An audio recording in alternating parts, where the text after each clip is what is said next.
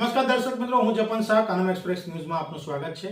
જોઈએ આજના મુખ્ય અને મહત્વના સમાચાર। ભરૂચ તાલુકાના કવિટા ગામે ભ્રષ્ટાચારના મુદ્દા ઉઠાવનાર પરિવારને એક અઠવાડિયું તાલિબાની સજા અપાઈ હોવાના આક્ષેપ। કવિટા ગામના ડોક્ટર રજની પટેલ પણ મયુરસિંહ રાજના પરિવારની સારવાર કરશે તો ગામ બહાર કરવાની ચીમકી આપી। ડોક્ટર રજની પટેલે નબીપુર પોલીસ મથકે આ બાબતની લેખિત રજૂઆત કરી। કવિટા ગામે યતીન પટેલ અને કેટલા ગામના લોકોએ રાત્રે કરેલી મીટિંગમાં મયુરસિંહ રાજના પરિવારને ગામ બહાર કરવાનું એલાન કરતા એક અઠવાડિયા સુધી દુકાનમાંથી સામગ્રી પણ અપાઈ નથી। તેના વિડીયો પણ માનવ આયોગમાં રજૂ કરાયા।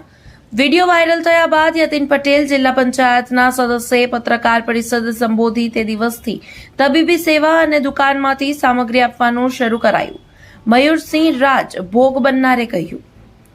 ભરૂચ તાલુકાના કવિટા ગામે ભ્રષ્ટાચારના મુદ્દા ઉઠાવનાર ગ્રામ પંચાયતના સભ્ય અને તેના પતિ સહિત કુટુંબ પરિવારને ગ્રામ બહાર કરવાના એલાનના પગલે એક અઠવાડિયું તાલિબાની સજા ભોગવી હોવાનો અનુભવ કરનાર ભરૂચમાં પત્રકાર પરિષદ સંબોધી ગામના ડોક્ટરે પણ તેમના પરિવારની સારવાર ન કરી હોવાના આક્ષેપ સાથે ગામના ડોક્ટરે પણ કહ્યું કે અમોને ગામ બહાર કરવાની ધમકી આપી હોવાથી અમોએ સારવાર ન કરી હતી અને ત્યારબાદ નબીપુર પોલીસ મથકે અરજી આપી સારવાર શરૂ કરી દીધી છે।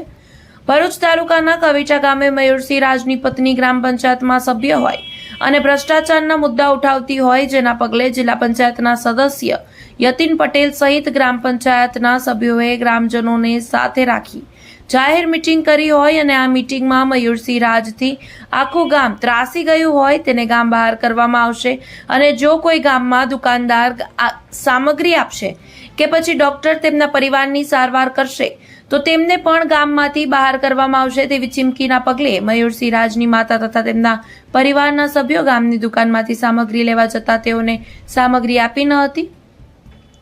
તદુપરાંત ગામના ડોક્ટર રજની પટેલ પાસે તેમના પિતાને પણ સારવાર અર્થે લઈ જતા સારવાર પણ ન કરી હોય અને ડોક્ટરને પણ ગામમાંથી કાઢી મૂકવાની ધમકી આપતા હોવાના કારણે ડોક્ટર પોતાની ફરજ ભૂલી ગયા હોય તેમ ગામના કેટલાક તત્વોએ તેમને ગામ બહાર કરવાની ધમકી આપી હોવાથી તેઓએ પણ ભરૂચ નબીપુર પોલીસ મથકે એક લેખિત અરજી આપી એક અઠવાડિયા બાદ મયુરસિંહ રાજના પરિવારની સારવાર કરી હોવાનું પણ તેઓએ ટેલિફોનિક વાર્તાલાપમાં જણાવ્યું છે। જોકે આ સમગ્ર મામલે મયુરસિંહ રાજે ભરૂચમાં પત્રકાર પરિષદ સંબોધી હતી। તેમાં તેઓએ આક્ષેપો કર્યા હતા કે તળાવની પ્રોટેક્શન વોલમાં ગદ્દાર ભરાયા જ નથી, ડાયરેક્ટ દિવાલો બનાવી દીધી છે, જેના કારણે હજુ કોન્ટ્રાક્ટરને બિલ અટકેલું છે। યતીન પટેલ દ્વારા છેલ્લા એક અઠવાડિયાથી અમોને જે તાલિબાની સજાનું એલાન કરીને માનસિક રીતે હેરાન કરાયા છે તેના મુદ્દે અમોએ ભરૂચ સ્થાનિક પોલીસ અને માનવ આયોગ સુધી વિડીયો સાથે ફરિયાદો કરી છે અને અવારનવાર સમયમાં કવિટા ગામ પંચાયતની હદમાં મોટા પ્રમાણમાં ભ્રષ્ટાચારો થયેલ છે અને તે મુદ્દાઓ ઉઠાવવાના જ કારણે ગ્રામ પંચાયતના સભ્ય હેતલબેન રાજ તથા તેના પતિ સહિત કુટુંબને ગામ બહાર કરીને ગંભીર પ્રકારે હેરાનગતિ કરી હોવાના આક્ષેપ પત્રકાર પરિષદમાં મયુરસિંહ રાજે કર્યા હતા। જોવાનું રહ્યું હવે આ બાબતે તંત્ર શું પગલાં લેશે, શું કોઈ પોલીસ કાર્યવાહી કરશે, જોવાનું રહ્યું હવે આગળ શું થશે।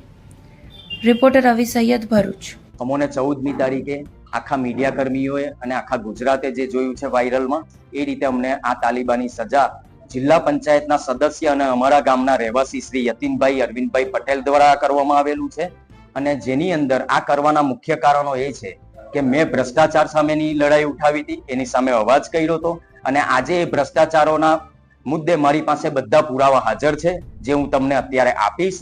આના સિવાય દરેક વસ્તુમાં એ લોકોએ આપણી સામે જે તે મુદ્દા ઉપર ચર્ચા નથી કરી, જે તે મુદ્દા ઉપર મને લડત નથી આપી, પરંતુ મારી પર પર્સનલ હુમલા સતત કરતા રહ્યા છે। 2 મહિના પહેલા મારી ઉપર જીવલેણ હુમલો કરવાનો પ્રયત્ન કર્યો હતો, જેની મેં પોલીસ ફરિયાદ નોંધાવેલી છે। અત્યારે જે ગામ બહિષ્કાર મારો કરવામાં આવ્યો છે જેની પણ મેં ગાંધીનગર સુધી તમને જણાવ્યા મુજબ અલગ અલગ કચેરીમાં માનવ અધિકાર ખાસ આ બધી જગ્યાએ અને ભ્રષ્ટાચાર માટે મેં વિકાસ કમિશનર ગાંધીનગરને અરજી કરી છે। આજ સુધી તંત્ર દ્વારા આ વસ્તુની અંદર કોઈ પહેલ થઈ નથી, કોઈ એક્શન લેવાઈ નથી।